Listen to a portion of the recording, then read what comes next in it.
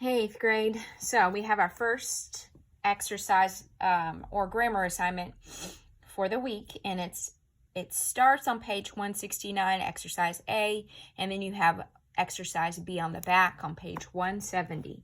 So in here, on this page, in these exercises, you are identifying different words that have been picked out for you, and you're going to tell whether you think it's being used as a noun. Is it being used as a pronoun, or is it used as an adjective? Okay, so what you've got to be careful of is that they'll use, and you can see this under number 1, words that are usually, when you look at them, you think noun or pronoun, and they change them to be used as an adjective. A lot of time they'll answer the question whose or which, okay? And then you'll also have just regular nouns. We've already had the unit on nouns, or it could be a pronoun taking the place of a noun. So those hopefully will be a bit of a review for you, but we'll go through and do half of each of the exercises, okay? So exercise A, you have 3 choices: noun, pronoun, or adjective. And then it has one word italicized for you. So you have to see in the sentence what that italicized word is doing. Don't just look at the word and assume from your knowledge of the English language what you think it's being used as. That can get you in trouble on some of these. So our first sentence: the first cell phone call was made on April 3rd, 1973. So this is an example of what I'm saying. Don't just sit there and look at the word and automatically guess what you think it's normally used as, because usually cell phone is a noun. But in here, it's telling you what kind of call. So if it's modifying a noun, we have adjective, okay? Number 2, that first mobile phone had a battery life of only 22 minutes. So that here, if you look at it, is telling you which phone, that phone. So if it modifies a noun, adjective it is. Number 3, we have the exact same word, that, but notice it's used differently. That was cut in half by the time the first commercial cell phone weighing just over a pound was made available. So that was cut in half. If you'll notice, it's my subject, but it's not a noun. It's taking the place of a noun. It is a pronoun. It's taking the place of time. All right, number 4. The first American mobile phones cost about $4,000.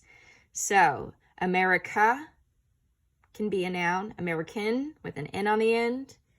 Your mind should go to adjective, okay? Adjective. And then 5. One can find cell phones all over the planet, since now almost 80% of the world's population has a cell phone. One can find. Okay, so if you look at it, it's my subject, but that's not a noun. It's a what? Pronoun. Okay, so you got to see what they're acting as before you put your answer. And let me flip to exercise B. Move this over. Okay, so you're doing the same thing here. Let me adjust. You have a paragraph here. You have italicized words, but instead of one per sentence, you have multiple ones, okay?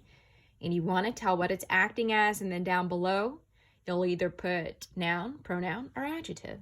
So for number 1, I'm going to read the first sentence, and then we'll go back through. Although coffee is grown in over 70 different countries and is enjoyed by men and women all over the world, most people do not know many of the basic facts about their coffee. So we're going to go back up to the top. Number 1, although coffee is grown. If you look at that, coffee subject is grown, so that's a noun.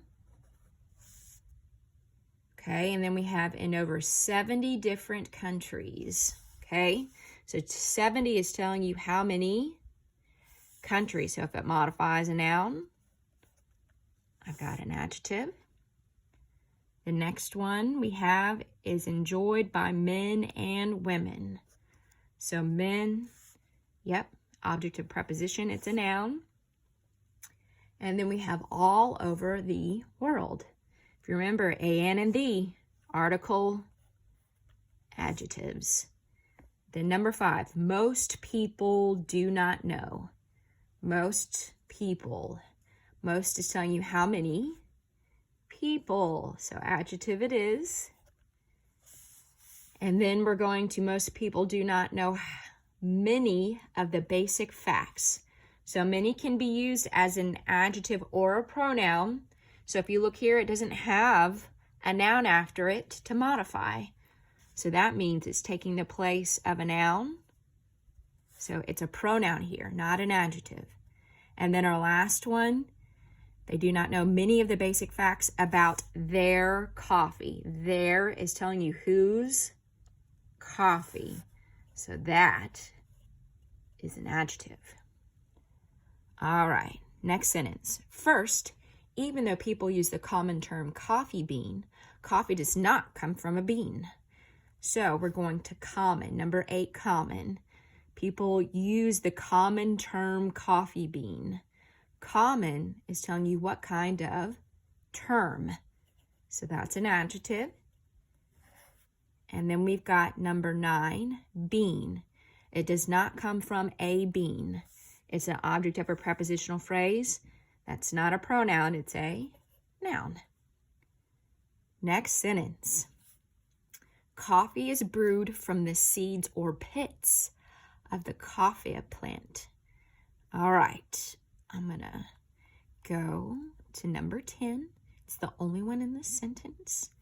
Seeds, from the seeds or pits. It's an object of a prepositional phrase, not a pronoun, but a noun. Next sentence.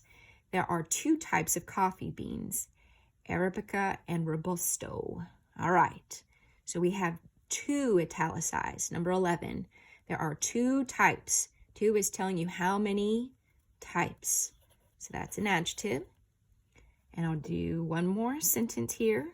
Some drink coffee made from the Arabica beans, but it is actually the Robusto beans, which are stronger and contain more caffeine. So number 12, we have some, okay? So some drink coffee. Some is my subject, drink is my verb. So it takes the place of a noun. It's a pronoun. Now we're at 13, but it is actually. So it's in the place of my subject, but that's not a noun. It's a pronoun, okay? And then we have the Robusto beans. Robusto is telling you what kind of beans. So that's an adjective. And then we have 15, stronger. Beans which are stronger. So stronger is modifying what? Beans. That's an adjective. And then one more, and contain more caffeine. So contain what? More caffeine. So more is telling you how much? Caffeine. Adjective it is. So you have the remaining couple of sentences. Again, anytime you've got a question, text me or email me.